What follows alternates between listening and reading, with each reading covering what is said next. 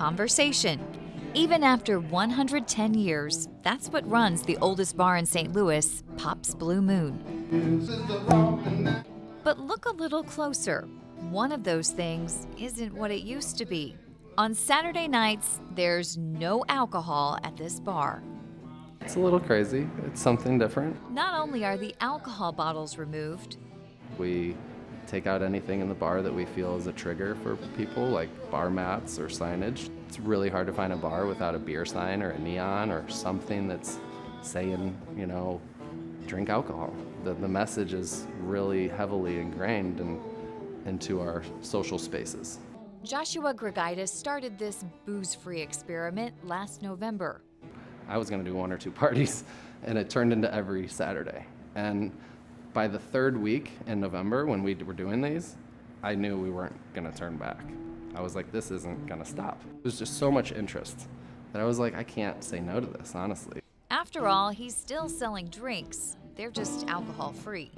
I just wanted her to make me something that tastes good, and she was like, all right. I'm very satisfied, so yeah, it's good. And I'm in recovery. Yeah, it just feels very relaxing, that I can come somewhere and still enjoy the company of people and get to meet people and not get drunk. I drink on occasion, and I also enjoy a non-alcoholic drink. And the older I get, the less I like to feel like garbage the next day. I put it out there, but it definitely, the movement is happening, and all I'm doing is tapping into it, really. He's not the only one.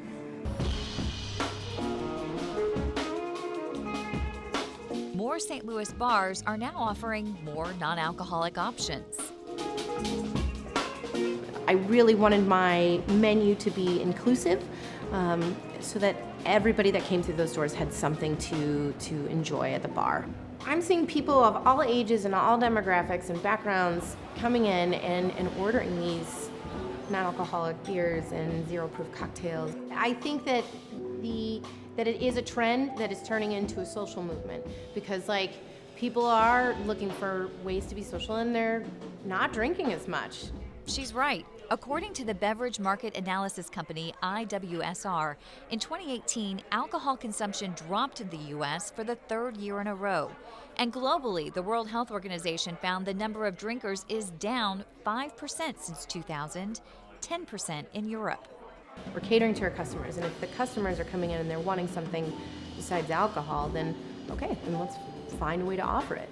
And I think that we're ahead of the game here in St. Louis. And several of the NA beers of choice, not just locally, but nationwide, are brewed and bottled right here in St. Louis. It has really taken off, and people have really embraced the brand, which is really great.